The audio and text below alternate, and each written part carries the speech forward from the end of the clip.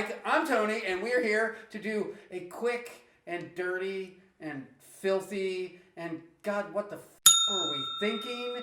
On 1984. Yeah, 1984. The Warrior and the Sorceress, starring everybody's favorite kung fu master, David Carradine, and absolutely no one you've ever heard of before. We originally thought it was an Italian production, and we wanted to, throw some props up to our people, but it's an Argentinian production, so we're just going to shit all over it now.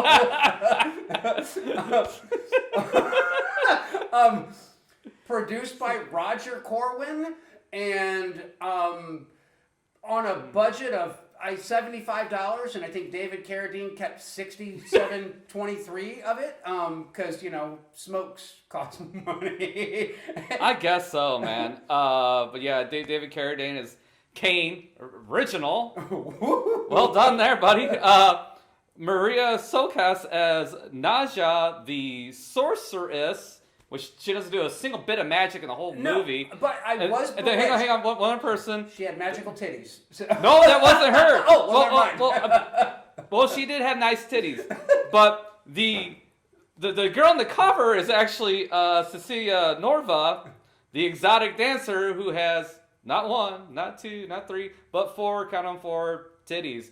That's right. Somebody actually said, you know what this movie needs? A girl with four fucking titties. This movie's not working, Roger. What do we do? More boobs? I love it. Let's do it. I will say this. This was obviously a B flick. This is obviously a complete ripoff of Yojimbo. And if you haven't seen Yojimbo, it's an Akira Kurosawa film. It's been remade a multitude of times. The most recent incarnation of it that I can think of is the version with Bruce Willis. And it is, in the original film, he is a Ronin samurai who is wandering, and he comes across a village. Then there are two groups of samurais that are warring and basically making life miserable for all the villagers there. So he decides to get involved, but he doesn't get involved by throwing his weight around and waving his sword around. He actually starts playing the two groups one off the other and kind of trying to make them both think that they're going to be able to hire him, that he's a sword for hire. The original Akira Kurosawa film is a masterpiece. The Warrior and the Sorceress is not. It's the exact opposite. The funny thing is, when I saw the credits of it, not the credits, I'm sorry, the opening of it, the opening credits, I guess, it struck me really weird because here you got David Carradine walking through, the desert, sure, or whatever the heck it is, the rocks. And I just assumed right off the bat that it, was like a spaghetti fantasy thing going on.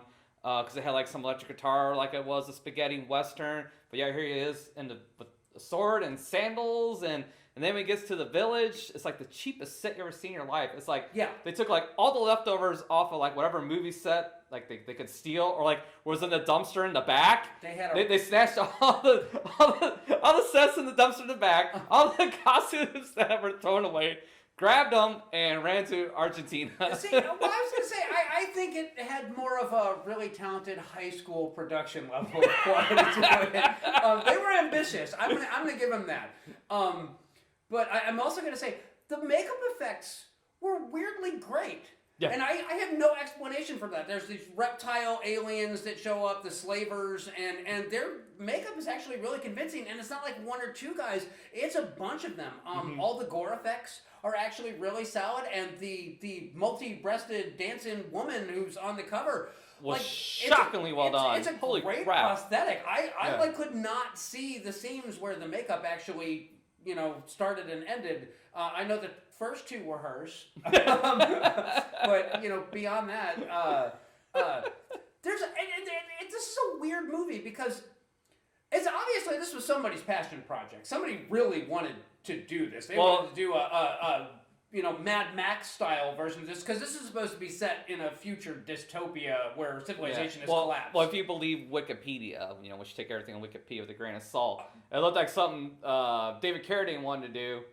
And somebody actually said, hey, this is like Yojimbo. It's like, no, this is exactly like Yojimbo. And let's go ahead and do this. So Actually, I would Here we say are. this is more. David Carradine was kind of the forerunner because right now we have like Bruce Willis doing the exact same thing, tying that whole Bruce Willis line back to this, where Bruce Willis is starring in like 8 crappy movies a year, and he gets the lion's share of the money, but like everything else, production value about it is super dirt cheap. Red Letter Media just did a whole video on the big business of Bruce Willis films, content for streaming services.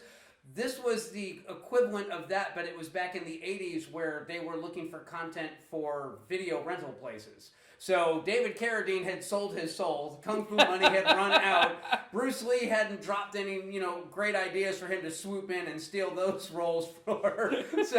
So here he was. He did this one. He did another movie called like something ice. I don't remember what it was. And David Carradine did a ton of the schlocky action film. And, he was known as a martial artist from Kung Fu. But I'm just going to say, after watching this one and several of his other 80s films, he went out exactly like he deserved to. Yeah. Masturbating in a closet with a belt around his neck. Facts. You know what? Quentin Tarantino did him the biggest solid he did. that anybody's Huge, ever done. Huge. You're redeeming him for Kill Bill. But, looking at his 80s catalog, there's a lot of garbage in there. His fighting is, awful, too. It is, the worst choreographed stuff. When he's hitting somebody, it's like the force of... when he kicks somebody, it's like the softest kicks. Look how effective these kicks are. Dreamer can't even block them. He's devastating him. Right here, he's knocking out the pins from under him. Oh. Stuff like that. It's pathetic. It is so fucking sad. Choreograph is a strong word. I think they just winged it. I really do. Nothing about this looked like anybody put any thought into it other than, hey, all right, David, you're going to stand here, and you're going to pull your sword out, and then you're going to kill everybody. And he's like, everybody? He's like, all right, you can leave the villagers alive, but everybody else. I really do think that was the direction for this. Yeah. So this is I'm glad I watched it. But at the same time, I'm completely insulted that I watched it. Well, it's all my fault. You can blame me. I don't care. It's fine. I mean, if you've seen the cover, how could you not watch it? Especially if you're a shitty cinema file like we are. We love crappy cinema.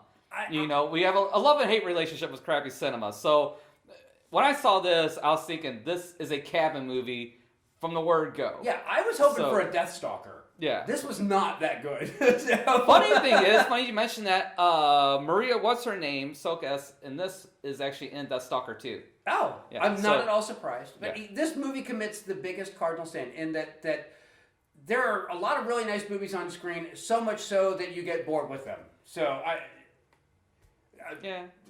the lead sorceress actress, by the end of the movie, you're like, can we just roll the credits now, please?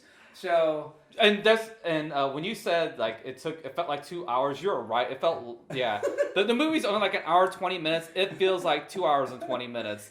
I don't know how, but it does.